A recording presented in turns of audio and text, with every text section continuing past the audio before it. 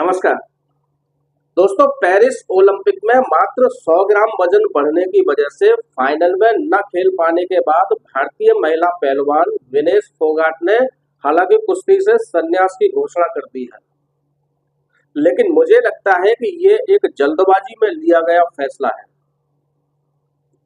विनेश के साथ पूरा देश खड़ा हुआ है। विनेश को इस समय संवेदना की नहीं बल्कि प्रोत्साहन की जरूरत है। विनेश को अपने फैसले पर पुनर्विचार करना चाहिए। पेरिस ओलंपिक से बाहर की गई विनेश का कैरियर इस रोक के बाद खत्म नहीं हो जाता। विनेश के लिए यह घटना एक बुरे सपने से कम नहीं है, लेकिन उसे इसे भुलाना ही होगा। ऐसा करना आसान काम नहीं है, क्योंकि विनेश जिस मुकाम पर आकर टूटी है, वहां आकर कोई भी पीछे मुड़कर नहीं देखना चाहता। विनेश की पीड़ा को आम हिंदुस्तानी समझता है और शायद इसीलिए विनेश से सीधा कोई रिश्ता न होते हुए भी हर भारतीय की संवेदना विनेश के साथ वाबस्ता दिखाई दे रही है। अर्जुन पुरस्कार से अलंकृत विनेश हमारे लिए तमाम बड़े पुरस्कारों से बड़ा पुरस्कार है। इस समय जरूरत इस बात की है कि देश की वही सरकार विनेश के लिए लड़े जिसने कुछ महीनों पहले अपनी पार्टी के सांसद के जरिए विनेश को और विनेश के साथ देश की पूरी पहलवान बिरादरी को सड़कों पर अपमानित किया था। विनेश उस मान मर्दन की पीड़ा को भूलकर ओलंपिक खेलों में शामिल हुई थी। उसने पहली 2 प्रतियोगिताएं जीतकर भी दिखाई थी। विनेश फाइनल में भी जीती, लेकिन उसे जीतने नहीं दिया गया। अभी ये नहीं कहा जा सकता कि विनेश किसी अंतरराष्ट्रीय साजिश का शिकार हुई या उसका नसीब ही खराब था। भारत की सरकार को इस मामले में अंत तक लड़ना चाहिए। यदि सरकार न लड़ी तो ये एक बहुत बड़ी भूल होगी। विनेश अभी कुल 30 साल की तो है। उसने राष्ट्रमंडल खेलों से लेकर ओलंपिक खेलों तक का सफर जिस तरह से पूरा किया है, वो सराहनीय है। विनेश जिन परिस्थितियों से जूझकर यहाँ तक पहुंची है, वो दुनिया के हर खिलाड़ी के लिए प्रेरणादायक है। सरकार को स्कूली पाठ्यक्रमों में दीगर विषयों को पढ़ाए जाने की जिद छोड़कर विनेश की जीवनी पढ़ने की व्यवस्था करनी चाहिए। उसे ओलंपिक के स्वर्ण पदक से वंचित किया गया है।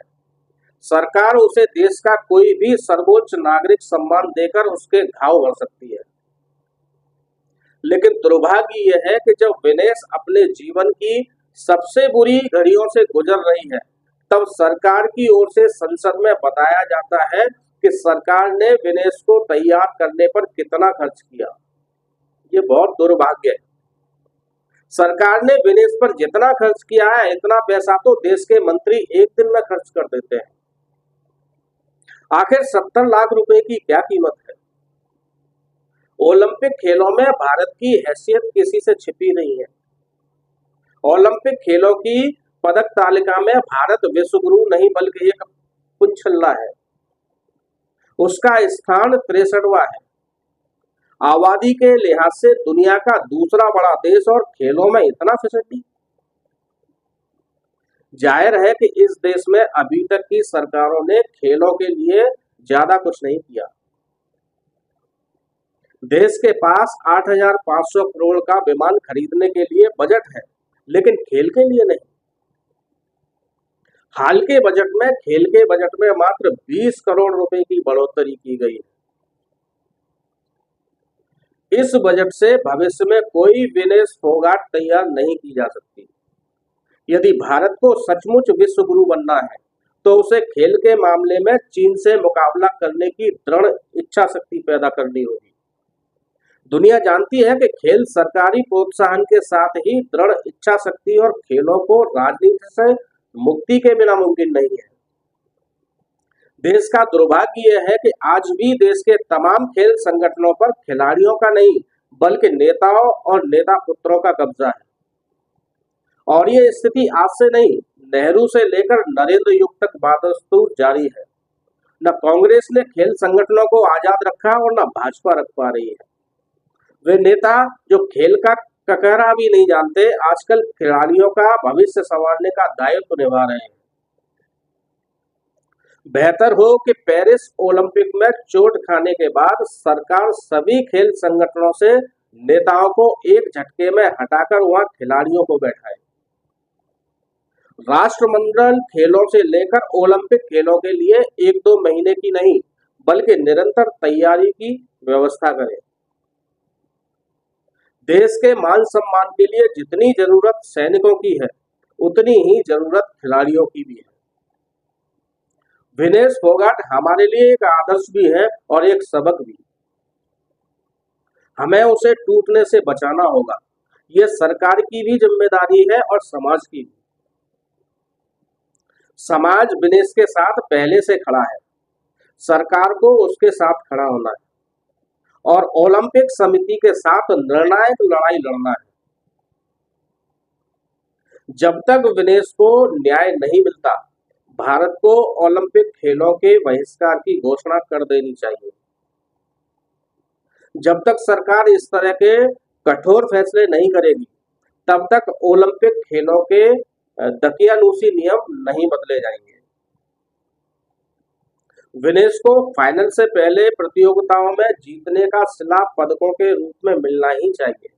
उसने जो प्रतियोगिताएं जीती हैं, उनमें तो उसे अयोग्य नहीं घोषित किया गया था।